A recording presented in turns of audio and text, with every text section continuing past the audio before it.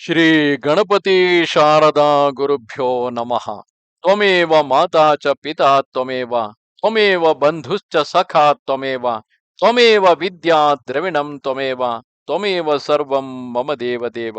ಶ್ರೋತೃಗಳಿಗೆ ಶ್ರೀ ಶಿವಪುರಾಣದ ವಾಯವ್ಯ ಸಂಹಿತೆಗೆ ಸ್ವಾಗತ. ಹಿಂದಿನ ಅಧ್ಯಾಯದಿಂದ ಶರದ್ವ ಶೋಧನದ ವಿಧಿಯನ್ನು ಉಪಮನ್ಯುವು ಶ್ರೀಕೃಷ್ಣನಿಗೆ ವಿವರಿಸಿ ಹೇಳುತ್ತಿರುವರು. ಯದುನಂದನನೇ, ಅನಂತರ ಗುರುವಿನ ಆಜ್ಞೆಯನ್ನು ಪಡೆದು ಶಿಷ್ಯನು ಸ್ನಾನ ಮಾಡಿ ಸಂಪೂರ್ಣ ಕರ್ಮವನ್ನು ಸಮಾಪ್ತ ಮಾಡಿ ಶಿವನನ್ನು ಚಿಂತಿಸುತ್ತಾ ಕೈ ಮುಗಿದುಕೊಂಡು ಶಿವನ ಮಂಡಲದ ಸಮೀಪಕ್ಕೆ ಹೋಗಬೇಕು. ಇದಾದ ಬಳಿಕ ಪೂಜೆಯಲ್ಲದೆ ಹಿಂದಿನ ದಿನದ ಉಳಿದ ಕೃತ್ಯ ನೇತ್ರಬಂಧನದವರೆಗೆ ಮಾಡಿಕೊಂಡು ಗುರುವು ಅವನನ್ನು ಮಂಡಲದ ದರ್ಶನ ಮಾಡಿಸಲಿ.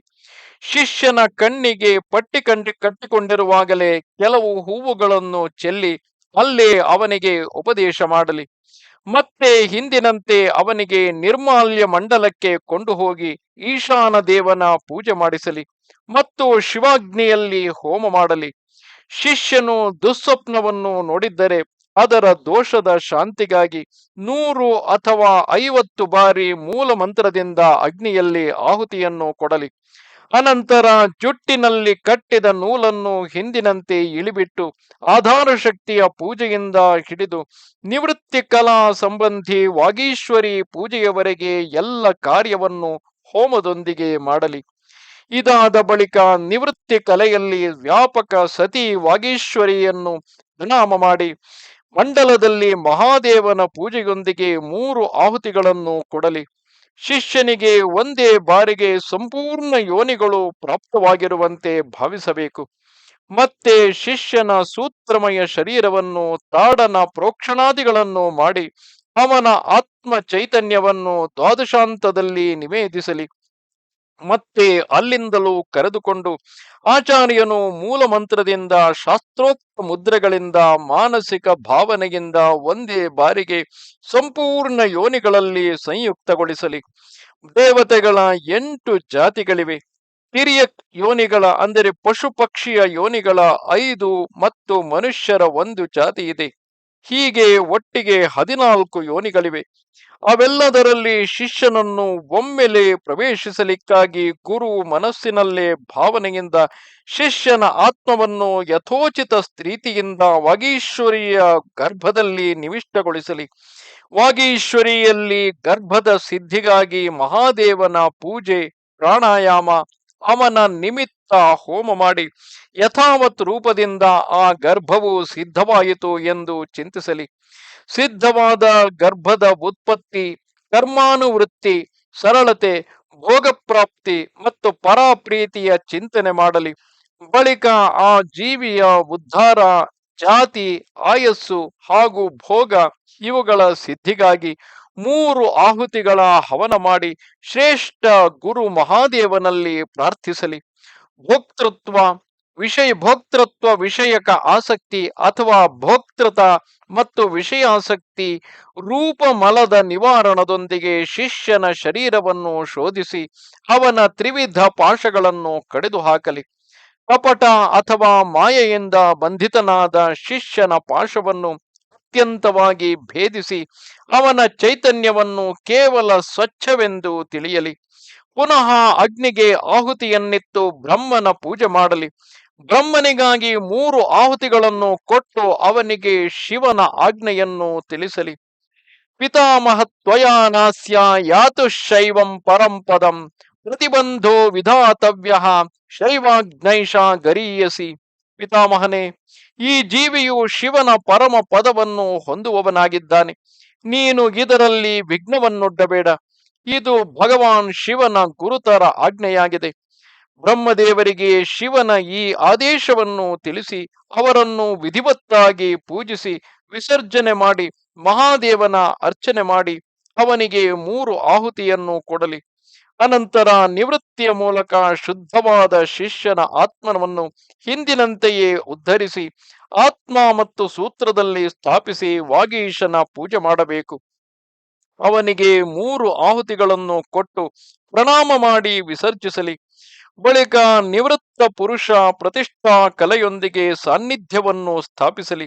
ಆಗ ಒಮ್ಮೆ ಪೂಜಿಸಿ 3 ಆಹುತಿಗಳನ್ನು ಕೊಡಲಿ. ಶಿಷ್ಯನ ಆತ್ಮನ ಪ್ರತಿಷ್ಠಾ ಕಲೆಯಲ್ಲಿ ಪ್ರವೇಶಿಸಿದಂತೆ ಭಾವಿಸಲಿ. ಅಂದರೆ ಶಿಷ್ಯನಾದವನು ಆತ್ಮನ ಪ್ರತಿಷ್ಠಾ ಕಲೆಯಲ್ಲಿ ಪ್ರವೇಶಿಸಿದಂತೆ ಭಾವಿಸಲಿ. ಬಳಿಕ ಪ್ರತಿಷ್ಠೆಯ ಆವಾಹನೆ ಮಾಡಿ ಹಿಂದಿನಂತೆ ಸಮಸ್ತ ಕಾರ್ಯವನ್ನು ನೆರವೇರಿಸಿ ಅದರಲ್ಲಿ ವ್ಯಾಪಕ ವಾಗೀಶ್ವರಿಯ ಧ್ಯಾನ ಮಾಡಲಿ. ಆಕೆಯ ಕಾಂತಿಯು ಪೂರ್ಣ ಚಂದ್ರನಂತೆ ಇದೆ. ಧ್ಯಾನದ ಬಳಿಕ ಉಳಿದ ಕಾರ್ಯವನ್ನು ಹಿಂದಿನಂತೆ ಮಾಡಲಿ. ಅನಂತರ ಭಗವಾನ್ ವಿಷ್ಣುವಿಗೆ ಪರಮಾತ್ಮ ಶಿವನ ಆಜ್ಞೆಯನ್ನು ತಿಳಿಸಲಿ. ಮತ್ತೆ ಅವನನ್ನು ಪೂಜಿಸಿ ವಿಸರ್ಜನಾದಿ ಉಳಿದ ಕಾರ್ಯವನ್ನು ಪೂರ್ಣಗೊಳಿಸಿ ಪ್ರತಿಷ್ಠಾ ವಿದ್ಯೆಯಿಂದ ಸಂಯೋಗ ಮಾಡಿಸಲಿ. ಅದರಲ್ಲಿಯೂ ಹಿಂದಿನಂತೆ ಎಲ್ಲ ಕಾರ್ಯಗಳನ್ನು ಮಾಡಲಿ. ಜೊತೆಗೆ ಅದರಲ್ಲಿ ವ್ಯಾಪ್ತ ವಾಗೀಶ್ವರಿ ದೇವಿಯ ಚಿಂತನೆ, ಪೂಜೆ ಹಾಗೂ ಪ್ರಜ್ವಲಿತ ಅಗ್ನಿಯಲ್ಲಿ ಪೂರ್ಣ ಹೋಮಾಂತ ಎಲ್ಲ ಕರ್ಮವನ್ನು ಕ್ರಮವಾಗಿ ನೆರವೇರಿಸಿ ಹಿಂದಿನಂತೆ ನೀಲ ರುದ್ರನ ಆವಾಹನೆ ಪೂಜೆ ಮಾಡಲಿ. ಪುನಃ ಹಿಂದೆ ಹೇಳಿದಂತೆ ಅವನಿಗೂ ಶಿವನ ಆಜ್ಞೆಯನ್ನು ತಿಳಿಸಲಿ. ಅನಂತರ ಅವನನ್ನು ವಿಸರ್ಜಿಸಿ ಶಿಷ್ಯನ ದೋಷ ಶಾಂತಿಗಾಗಿ ವಿದ್ಯಾ ಕಲೆಯಿಂದ ಅದರ ವ್ಯಾಪ್ತಿಯನ್ನು ಅವಲೋಕಿಸಿ ಅದರಲ್ಲಿ ವ್ಯಾಪಿಕ ವಾಗೀಶ್ವರಿ ದೇವಿಯನ್ನು ಹಿಂದಿನಂತೆ ಧ್ಯಾನಿಸಲಿ. ಆಕೆಯ ಆಕೃತಿ ಪ್ರಾತಃ ಕಾಲದ ಸೂರ್ಯನಂತೆ ಅರುಣವರ್ಣವಾಗಿದೆ ಮತ್ತು ಅದು ದಿಕ್ಕುಗಳನ್ನು ಬೆಳಗುತ್ತಿದೆ. ಹೀಗೆ ಧ್ಯಾನ ಮಾಡಿ ಉಳಿದ ಕರ್ಮಗಳನ್ನು ಹಿಂದಿನಂತೆ ಮಾಡಲಿ. ಪುನಃ ಮಹೇಶ್ವರ ದೇವನ ಆವಾಹನೆ, ಪೂಜೆ ಮತ್ತು ಅವನನ್ನು ಉದ್ದೇಶಿಸಿ ಹವನ ಮಾಡಿ ಅವನಿಗೆ ಮನಸ್ಸಿನಲ್ಲೇ ಶಿವನ ಆಜ್ಞೆಯನ್ನು ತಿಳಿಸಬೇಕು. ಬಳಿಕ ಮಹೇಶ್ವರನನ್ನು ವಿಸರ್ಜಿಸಿ ಬೇರೆ ಶಾಂತಿ ಕಲೆಯನ್ನು ಶಾಂತ್ಯಾತೀತ ಕಲೆಯವರೆಗೆ ತಲುಪಿಸಿ ಅದರ ವ್ಯಾಪಕತೆಯನ್ನು ಅವಲೋಕಿಸಬೇಕು. ಅದರ ಸ್ವರೂಪದಲ್ಲಿ ವ್ಯಾಪಕ ವಾಗೀಶ್ವರಿ ದೇವಿಯನ್ನು ಚಿಂತಿಸಲಿ. ಅದರ ಸ್ವರೂಪವು ಆಕಾಶದಂತೆ ವ್ಯಾಪಕವಾಗಿದೆ. ಹೀಗೆ ಧ್ಯಾನಿಸಿ ಪೂರ್ಣಾಹುತಿ ಹೋಮದವರೆಗೆ ಎಲ್ಲ ಕಾರ್ಯವನ್ನು ಹಿಂದಿನಂತೆ ಮಾಡಲಿ. ಉಳಿದ ಕಾರ್ಯವನ್ನು ಪೂರ್ಣಗೊಳಿಸಿ ಸದಾಶಿವನನ್ನು ವಿಧಿವತ್ತಾಗಿ ಪೂಜಿಸಿ ಅವನಿಗೂ ಅಮಿತ ಪರಾಕ್ರಮಿ ಶಂಭುವಿನ ಆಜ್ಞೆಯನ್ನು ತಿಳಿಸಬೇಕು. ಪುನಃ ಅಲ್ಲಿಯೂ ಹಿಂದಿನಂತೆ ಶಿಷ್ಯನ ಮಸ್ತಕದ ಮೇಲೆ ಶಿವನನ್ನು ಪೂಜಿಸಿ ಆ ವಾಗೀಶ್ವರಿ ದೇವಿಯನ್ನು ಪ್ರಣಾಮ ಮಾಡಿ ಅವನ್ನು ವಿಸರ್ಜಿಸಬೇಕು. ಅನಂತರ ಶಿವಮಂತ್ರದಿಂದ ಹಿಂದಿನಂತೆ ಶಿಷ್ಯನ ಮಸ್ತಕವನ್ನು ಪ್ರೋಕ್ಷಿಸಿ ಶಾಂತ್ಯತೀತ ಕಲೆಯು ಶಿವಮಂತ್ರದಲ್ಲಿ ವಿಲಯ ಹೊಂದಿತು. ಹೀಗೆ ಚಿಂತಿಸಲಿ. 6 ಅಧ್ವಾಗಳಿಂದ ಅತೀತವಾದ ಶಿವನ ಸರ್ವಾಧ್ವಾ ವ್ಯಾಪಿನಿ ಪರಾಶಕ್ತಿ ಇದೆ. ಅದು ಕೋಟಿ ಸೂರ್ಯರಂತೆ ತೇಜಸ್ವಿಯಾಗಿದೆ. ಹೀಗೆ ಅದರ ಸ್ವರೂಪವನ್ನು ಧ್ಯಾನಿಸಬೇಕು. ಮತ್ತೆ ಆ ಶಕ್ತಿಯ ಮುಂದೆ ಶುದ್ಧ ಸ್ಫಟಿಕದಂತೆ ನಿರ್ಮಲನಾದ ಶಿಷ್ಯನನ್ನು ತಂದು ಕುಳ್ಳಿರಿಸಿ ಆಚಾರ್ಯನು ಕತ್ತರಿಯನ್ನು ತೊಳೆದು ಶಿವಶಾಸ್ತ್ರದಲ್ಲಿ ಹೇಳಿರುವ ಪದ್ಧತಿಗೆ ಅನುಸಾರವಾಗಿ ಸೂತ್ರ ಸಹಿತ ಅವನ ಜುಟ್ಟನ್ನು ಕತ್ತರಿಸಲಿ. ಆ ಶಿಖೆಯನ್ನು ಮೊದಲು ಸೆಗಣಿಯಲ್ಲಿಟ್ಟು ಓಂ ನಮಃ ಶಿವಾಯ ವೌಷಟ್ ಎಂದು ಉಚ್ಚರಿಸಿ ಅದನ್ನು ಶಿವಾಗ್ನಿಯಲ್ಲಿ ಹವನ ಮಾಡಲಿ. ಮತ್ತೆ ಕತ್ತರಿಯನ್ನು ತೊಳೆದು ಇಡಲಿ ಮತ್ತು ಶಿಷ್ಯನ ಚೇತನವನ್ನು ಅವನ ಶರೀರದಲ್ಲಿ ಮರಳಿ ಸ್ಥಾಪಿಸಲಿ. ಅನಂತರ ಶಿಷ್ಯನು ಸ್ನಾನ, ಆಚಮನ, ಸ್ವಸ್ತಿವಾಚನ ಮಾಡಿದಾಗ ಅವನನ್ನು ಮಂಡಲದ ಸಮೀಪಕ್ಕೆ ಕೊಂಡು ಹೋಗಿ ಶಿವನಿಗೆ ಸಾಷ್ಟಾಂಗ ನಮಸ್ಕಾರ ಮಾಡಿಸಿ ಕ್ರಿಯಾಲೋಪ ಜನಿತ ದೋಷದ ಶುದ್ಧಿಗಾಗಿ ಯಥೋಚಿತ ರೀತಿಯಿಂದ ಪೂಜೆ ಮಾಡಲಿ. ಅನಂತರ ವಾಚಕ ಮಂತ್ರವನ್ನು ನಿಧಾನವಾಗಿ ಉಚ್ಚರಿಸಿ ಅಗ್ನಿಯಲ್ಲಿ 3 ಆಹುತಿಗಳನ್ನು ಕೊಡಲಿ. ಪುನಃ ಮಂತ್ರ ವೈಕಲ್ಪ ಜನಿತ ದೋಷದ ಶುದ್ಧಿಗಾಗಿ ದೇವೇಶ್ವರ ಶಿವನನ್ನು ಪೂಜಿಸಿ ಮಂತ್ರವನ್ನು ಮಾನಸಿಕವಾಗಿ ಉಚ್ಚರಿಸುತ್ತಾ ಅಗ್ನಿಯಲ್ಲಿ 3 ಆಹುತಿಗಳನ್ನು ಕೊಡಲಿ. ಅಲ್ಲಿ ಮಂಡಲದಲ್ಲಿ ವಿರಾಜಮಾನ ಅಂಬಾ ಪಾರ್ವತಿ ಸಹಿತ ಶಂಭುವಿನ ಸಮಾರಾಧನೆ ಮಾಡಿ 3 ಆಹುತಿಗಳನ್ನು ಹವನ ಮಾಡಿ ಬಳಿಕ ಗುರು ಕೈಮುಗಿದುಕೊಂಡು ಹೀಗೆ ಪ್ರಾರ್ಥಿಸಲಿ.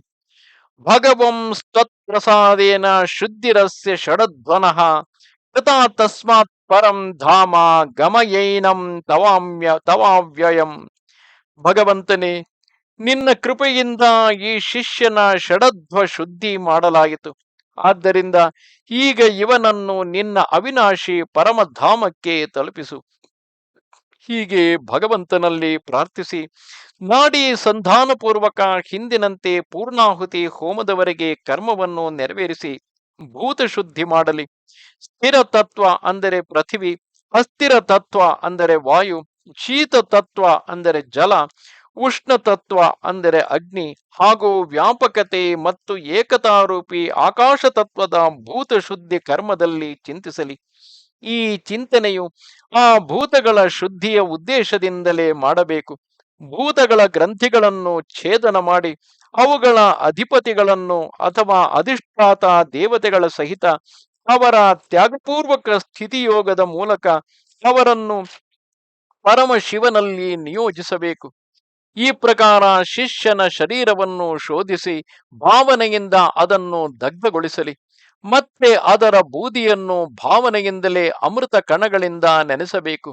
ಅನಂತರ ಅದರಲ್ಲಿ ಆತ್ಮನನ್ನು ಸ್ಥಾಪಿಸಿ ಅವನಿಗೆ ವಿಶುದ್ಧ ಅಧ್ವಮಯ ಶರೀರವನ್ನು ನಿರ್ಮಿಸಲಿ. ಅದರಲ್ಲಿ ಮೊದಲಿಗೆ ಎಲ್ಲ ಅಧ್ವಗಳಲ್ಲಿ ವ್ಯಾಪಕ ಶುದ್ಧ ಶಾಂತ್ಯತೀತ ಕಲೆಯನ್ನು ಶಿಷ್ಯನ ಮಸ್ತಕದಲ್ಲಿ ನ್ಯಾಸ ಮಾಡಲಿ. ಮತ್ತೆ ಶಾಂತಿ ಕಲೆಯನ್ನು ಮುಖದಲ್ಲಿ, ವಿದ್ಯಾ ಕಲೆಯನ್ನು ಕಂಠದಿಂದ ನಾಭಿಯವರೆಗೆ, ಪ್ರತಿಷ್ಠಾ ಕಲೆಯನ್ನು ಕೆಳಗಿನ ಅವಯವಗಳಲ್ಲಿ ಚಿಂತಿಸಲಿ.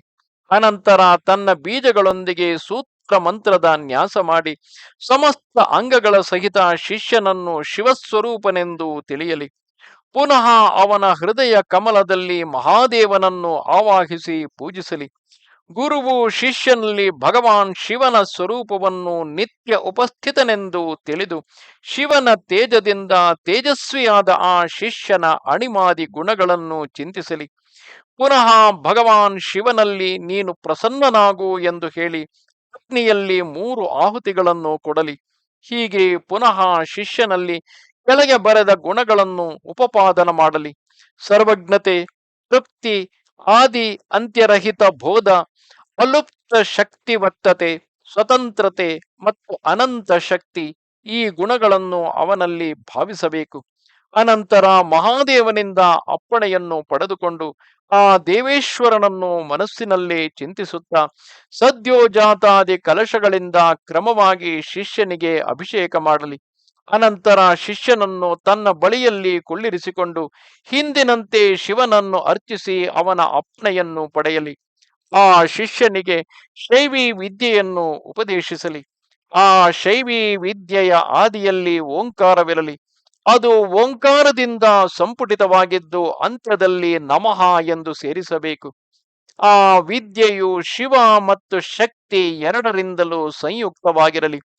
ಓಂ ಓಂ ನಮಃ ಶಿವಾಯ ಓಂ ನಮಃ ಹೀಗೆ ಶಕ್ತಿ ವಿದ್ಯೆಯನ್ನು ಉಪದೇಶಿಸಲಿ.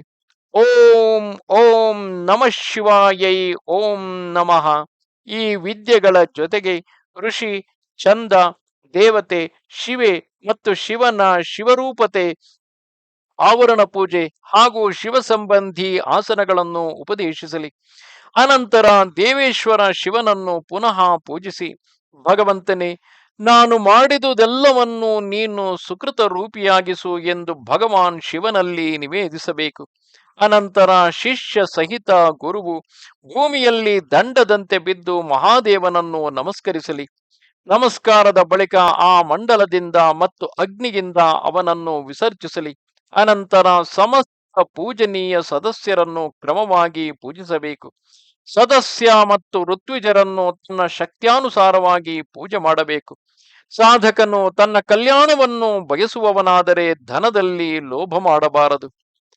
ನಮಸ್ತೆ ಶಾರದೆ ದೇವಿ ಕಾಶ್ಮೀರ ಪುರವಾಸಿನಿ ತ್ವಾಮಹಂ ಪ್ರಾರ್ಥಯೇ ನಿತ್ಯಂ ವಿದ್ಯಾದಾನಂಚ ದೇಹಿಮೆ. ನಮಸ್ಕಾರ.